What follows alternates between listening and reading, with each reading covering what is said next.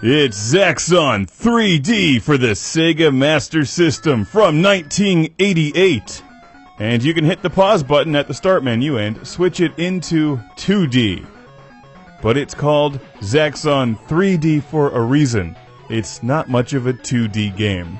Now, I can't show you how this looks in 3D because our 4D recording equipment broke last week. The tape drives just spun themselves out.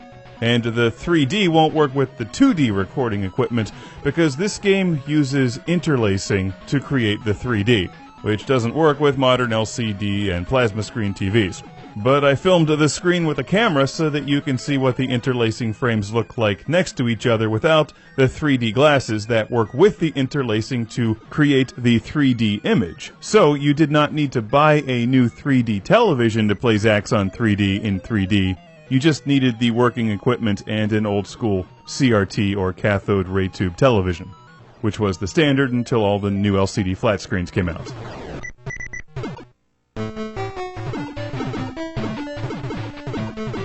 So, anyway, when you take the 3D gameplay out of the equation and shift it into 2D, it just becomes a very subpar ZAXXON remake on the Master System. Obviously, the camera angle has been shifted to work with this 3D style technology, the Sega Scope 3D as it's called on the packaging.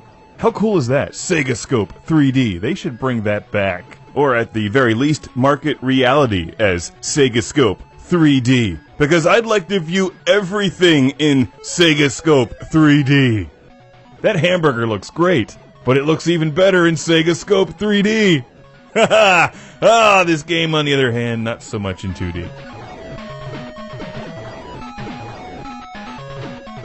As you might imagine, I keep a CRT television handy just for such occasions and old-school light gun shooting games, and was able to test ZAXXON 3D in its proper 3D with Sega Scope 3D.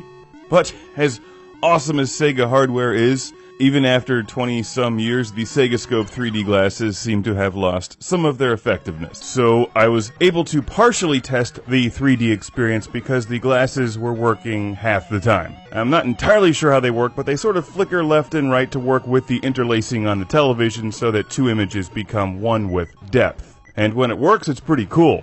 But when it doesn't work, it just looks like someone moving their hands in front of your face. Old school 3D was, in my opinion, better than the new generation of 3D games and movies, because it was much simpler. Like this game, for instance, the spaceship was just clearly above the starfield, and the enemies were moving up and down in the background, which is very difficult to tell when you're just looking at this in 2D. In short, the entire game just pops off the screen and does look really nice. This Star Wars-inspired trench scene looks the best, especially when that big thing is floating towards you. And it's wicked cool flying through there, but in 2D it's like just ended already. So, crashed into the force field, game over. Unless you have the working Sega Scope 3D equipment and a CRT television, I would pass on this game and stick with old school 2D ZAXXON, the original one. Or at least one of the old-school console versions. ZAXXON can also be found in Sonic's Ultimate Collection, published by Sega. In any event, this game does have a cool storyline. As read on the back of the packaging, 2,000 years of galactic peace are coming to an end.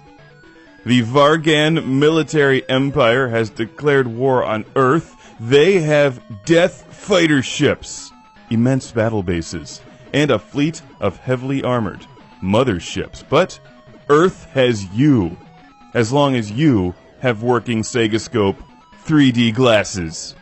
Otherwise, you will let Earth down in lousy 2D. Don't be a 2D pussy. Be a 3D Sega Scope hero. Well, the packaging doesn't say that word for word, but it may as well. It was implied. ZAXXON 3D!